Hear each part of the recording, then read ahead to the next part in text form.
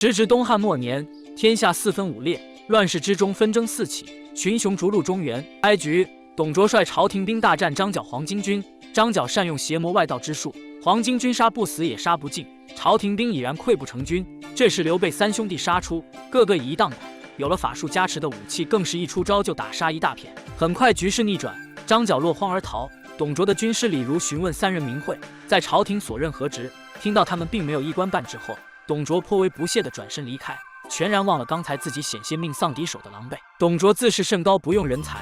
关羽、张飞心中愤懑，刘备劝解：此处不留爷，自有留爷处，英雄绝不会无用武之地。张角没落，黄巾军土崩瓦解。然而动荡并未结束，汉室王朝摇摇欲坠，各地诸侯崛起。觊觎皇权的董卓率领20万大军入京，挟持汉室幼主，另立汉献帝，一手把持着朝政大权，同时将神兵吕布收入麾下。朝中大臣们敢怒不敢言，曹操怒斥他们是无能妇人，有些事总要有人来做。彼时曹操也有心想做个治世能臣，扶大汉于将倾。后来刘备当上了喜县县令，然而仕途多谋始终不得志，想要在贪官手下成就一番事业，可谓痴人说梦。为了不和贪官污吏同流合污，三兄弟决定出发前往英雄台，会和天下众英雄铲除董卓，一概逆倒。赶路途中，兄弟三人误入一片古怪的树林，在大雾中迷失了方向。一阵光亮过后，三人身处一个奇幻之境，面前出现一个女子，称此地为筑剑堡，她负责为英雄们打造专属的传世神兵。在此之前，战神吕布也曾来过这里，他所到之处无双之气震慑万物，最后从筑剑堡拿走了方天画戟，杀掉义父丁原，投靠了董卓。董卓给了吕布赤兔宝马和精兵强将，以及无上的荣耀与财富，让他成为自己手上的大杀器。近来，除了八面威风的战神吕布，行刺董卓未果被通缉的曹操也名声在外。曹操本想用削铁如泥的七星宝刀行刺睡梦中的董卓，却不想将他惊醒。曹操反应很快，马上改口说想要献宝刀给董卓。董卓不疑有他接过七星刀，一试之下果然锋利无比。曹操借口告退，吕布却告诉董卓曹操有杀他之心，献刀只是为了掩人耳目。董卓闻言马上命吕布追杀曹操，吕布领命而去，骑着赤兔宝马追上曹操。方天画戟裹挟雷霆之势，神威大发，展开了半壁山。曹操命不该绝掉入江中，顺着江水一路漂流，被上山砍柴的农户夫妇救下。董卓便寻不到曹操的尸身，为了解除后患，高枕无忧，他在全国下发了悬赏通缉令，这也间接让担任刺董的曹操扬名天下。救下曹操的农户为了巨额赏银出卖了他，当地县令陈宫将其逮捕。陈宫询问曹操是不是真的不怕死，曹操回答自己不怕死，只是不甘心作为刺客之流扬名，他要做的是救天下于危难，招兵买马，挥师讨伐董贼，安定天下，让百姓免于战火。这番慷慨激昂的陈词让陈宫大为钦佩，他当即决定放弃几辈子都花不完的赏金以及官位，追随曹操一展抱负。为了躲避追兵，二人来到曹操父亲的好友吕伯奢家中。吕伯奢和家人杀猪宰羊，盛情款待曹操。然而曹操生性多疑，误以为这家人要合谋杀掉他领赏，遂先发制人杀掉了他们。仓皇离开时遇到了买酒回来的吕伯奢，干脆一不做二不休，将其斩草除根。陈宫大为不解，质问曹操明知是误会，为什么还要杀了吕伯奢？曹操表示，如果放了吕伯奢，他日后一定会找自己寻仇，为免后患，自己不得不这样做，这就叫你我负天下人，无天下人负我。陈宫见曹操态度坚决，提出安葬吕伯奢后再离开。曹操又出惊人言论，他认为这些生死礼节只是为了让活着的人安心，成大事者不拘小节，他拯救天下的雄心不会被个人道义拖累。这番话说得义正言辞，但陈宫是再也听不下去了。入夜，他本想趁着曹操熟睡取他性命，然而犹豫良久，却还是没能下手。道不同不相为谋，他和曹操就此分道扬镳。而后曹操也到了筑剑堡，他身上的无双能量十分独特，深不见底，气吞山河。沉睡了500年的江剑终于等来了主人，这把剑肩负天下的神兵，昭示着曹操就是那个拥有帝王之命的英雄。曹操回到家乡，利用忠勇在外的名声，打着天子密诏和清君侧的旗号，在陈留城内招兵买马，成立了自己的军队。按照规矩，凡是能够进入筑剑堡的，都是天命所归的盖世英雄，也都可以在这里得到绝世神兵。武器和英雄会互相选择，一旦选定，此后就是共生共死的命运同共体。说完，刘关张三人从幻境中脱离，地上插着3把神兵，看来刚才的一切并不是梦。他们拿起各自的武器，前往英雄台会盟。此时，英雄台迎来了18方诸侯，他们身后跟着各自的兵马，唯有刘关张三人没有带一兵一卒。英雄齐聚，袁绍作为手握重兵、粮草丰裕的名门之后，当之无愧成了群雄之首。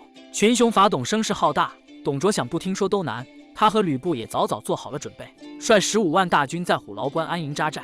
只等和英雄盟的一场血战。各路诸侯一一自报家门，他们个个身居要职，镇守一方，所带人马少则1万有余，多则将近3万。轮到刘关张3人，得知刘备虽为皇族后裔，却以卖草鞋为生。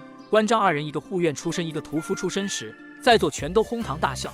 袁绍询问仅凭3个人能干什么，刘备表示法懂不在人多，而在忠勇之心。曹操深以为然，他看重的亦是个人能力。为了师出有名，曹操拟了假的天子诏书，讨贼只能成功不能失败，如若不然，生死事小，还得背上千古骂名。众人商议谁能进入洛阳城救出天子，就奉其为大都督。江东孙坚主动请命攻打泗水，董卓派出大将华雄前往阻击。孙坚的先锋队败下阵来，华雄在盟军城外叫逍遥单挑，战功赫赫的将军于赦前往交战，结果情况却不容乐观。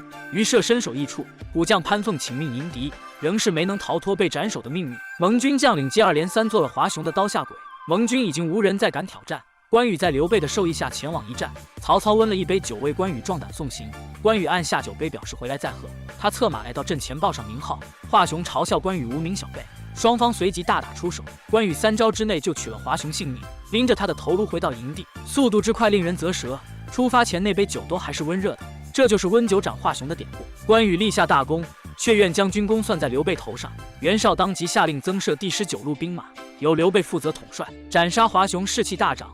孙坚再次突袭泗水关，3万守城兵溃不成军。